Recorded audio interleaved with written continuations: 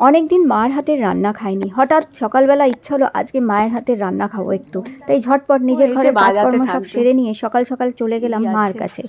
তো এইটা দেখো আমার মামার বাড়ি। ছোটবেলা অনেকটা সময় আমার এখানে কেটেছে এবং অনেক ভালো ভালো স্মৃতি আছে। তো মাকে গিয়ে বললাম ঝটপট ঝটপট কি রান্না করেছো বলো। তো মা তো গোপাল সেবা করে, গোপালকে না দিয়ে কিছুই খায় না। মায়ের 4টে গোপাল আছে, জগন্নাথ, বলরাম, সুভদ্রা আছে। মা সকাল সকাল পুজো দিয়ে প্রত্যেক দিনই বেশ ভালো ভালো ভোগ রান্না করে। তাই আজকেও দেখো কত কি রান্না করেছে মা। তো আমি বললাম ঝটপট ঝটপট দাও কি কি রান্না করেছো। আর মার সাথে বসে জমিয়ে বেশ একটু আড্ডাও দিলাম আর খেয়েও নিলাম মায়ের হাতের রান্না, তাও আবার ভোগ, ঠাকুরের ভোগ। তার স্বাদই আলাদা হয়। মা অনেক রকম পদ রান্না করেছিল, চিলি পনির, টমেটো, খেজুর আর ড্রাই ফ্রুটসের চাটনি, তারপরে বড়ি ডাঁটা দিয়ে একটা ঝোল, আর একটা লাউয়ের ছেচকি, এরকম অনেক পদ ছিল। তো সবই ঠাকুরকে ভোগ দেয়া হয়, এগুলোই সব ছিল আর কি। তো মার সাথে গল্প করতে করতে অনেক দিন পর মার সাথে বসে এইভাবে খেলাম, ভীষণ ভালো লাগছিল আমার। আর মা এখানে সবাইকে রাধে রাধে বলছে। আর চলো এবার মার সাথে বসে আমি একটু খেয়ে নিই, আর এরপর আমি যাব একটু পাড়ায় টোটো করতে। যেটা আমি ছোটোবেলাতেও এখানে যখন মামার বাড়িতে আসতাম, আমি থাকতাম আগ্রায়, আর এখানে কলকাতায় যখনই মামার বাড়িতে আসতাম দুপুরবেলা খাওয়া দাওয়ার পরে টোটো করা একটা আমার স্বভাব ছিলই। টোটো করে বেড়াতাম, কোথায় খেজুর গাছে খেজুর আছে, কোথায় আম গাছে আম হয়েছে, জাম গাছে জাম হয়েছে, জামরুবি হয়েছে, এইসব আমাকে সবাই এনে এনে দিত, আমিও খেতাম, পারতাম। একটা ছোটোবেলার একটা দারুণ স্মৃতি আছে এই জায়গাটার সাথে আমার। তো এই পাড়ায় একটু টোটো করতে বেরিয়ে গেলাম। 2টো পুকুর আছে, একটা আমাদের দাদুর পুকুর আছে আর আরেকটা ওইদিকে পুকুর আছে। এই পুকুরে বসে মাছ ধরা ছোটোবেলায়, তারপরে এই পুকুরে কত স্নান করতাম, সাঁতার কাটা, স্নান করা, মানে অনেক ভালো ভালো স্মৃতি আছে। যাক, এইসব পাড়া টোটো করে এসে দেখলাম মার রান্নাঘরের পাশে এই যে কাঁঠাল গাছে দেখো কাঁঠাল হয়েছে, দেখো একদম মানে গাছের আগা থেকে নিয়ে ডগা অব্দি কাঁঠালে পুরো ভর্তি।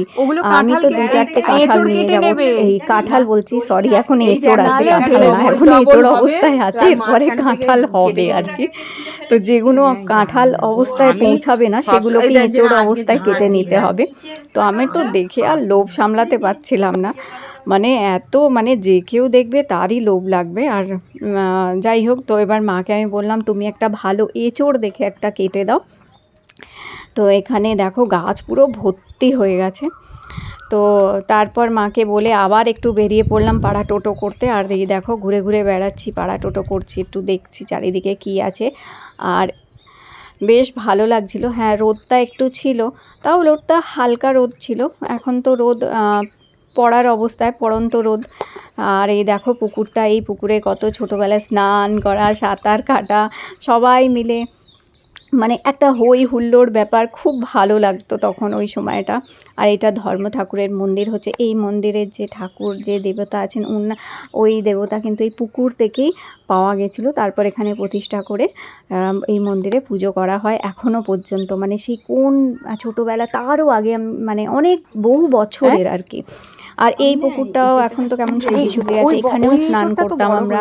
এবার আমার বিয়ের পরেও আমি এসেছি এখানে অনেকবার, আমার হাজব্যান্ড, আমরা একসাথে এই পুকুরে লাফালাফি, ঝাপাঝাপি, মানে দারুণ মজা ছিল। যাই হোক, তো এখন অনেক পাল্টে গেছে, অনেক কিছু সময়ের সাথে সাথে তো অনেক কিছুই পাল্টে যায়। আর দেখো মা এবার কাঁঠাল কাটছে, আর কাঁঠাল কেটে দিচ্ছে আমার জন্য। তো এই কাঁঠাল নিয়ে এই কাঁঠাল বলছি, আবার কাঁঠাল কাটা এঁচোড় কাটছে, এই এঁচোড় নিয়ে যাব। আর আমি তো এখন দুটোই মানুষ, আমরা ছেলে তো এখন নেই, বাইরে আছে, আমি আর আমার হাজবেন্ড, কতই বা খাবো আমরা। তাই বললাম একটা ছোট দেখেই এঁচোড় দাও, বেশি বড় দেওয়ার দরকার নেই, এটা পাতা লাগিয়ে দাও।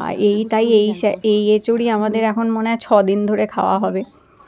তো যাই হোক, এই নিয়ে নিলাম, আর বেশ দারুণ মজা করে কাটলো দিনটা। তো একটা ছোট করে ব্লগ বানালাম, আমি ভাবলাম তোমাদের সাথে একটু শেয়ার করি। এটা বেশ ভালো লাগছিল, এরকম একটু গ্রাম পরিবেশ, যেটা ঘুরতে এরকম দেখতে বেশ ভালো লাগে। আর এত গাছ গাছালি চারিদিকে, পুকুর, আর ভালো লাগছিল। এরপর মা বললো দেখ একটু কুমড়ো শাক আছে, কচি কচি ডগাগুলো আছে, নিয়ে যা। আর মা আবার একটু কুমড়ো শাকও কেটে দিল।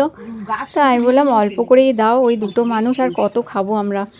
ওই অল্প করে কচি কচি কুমড়োর ডগাগুলোও কেটে দিল মা। আর ভালো, মা শুধু কেটেই দেয়নি, মা ভালো করে কেটে ছাড়িয়ে পরিষ্কার করে প্যাকেটে দিয়ে দিচ্ছে। মা বলছে এঁচোড়টাও কি কেটে দেবো? আমি বললাম না, এঁচোড়টা কেটো না, ওটা আমি কেটে নেবো, যেদিন খাবো সেদিনেই কেটে নেবো, ওটা গোটা থাক। তো শাকটা মা কেটে দিয়েছিল, বলেছিল পরের দিনেই অবশ্যই রান্না করে নিই সেটা। তো এই লাউ শাকের খুব ভালো একটা তরকারি চচ্চড়ি রান্না করেছিলাম আমি, যেটা রেসিপি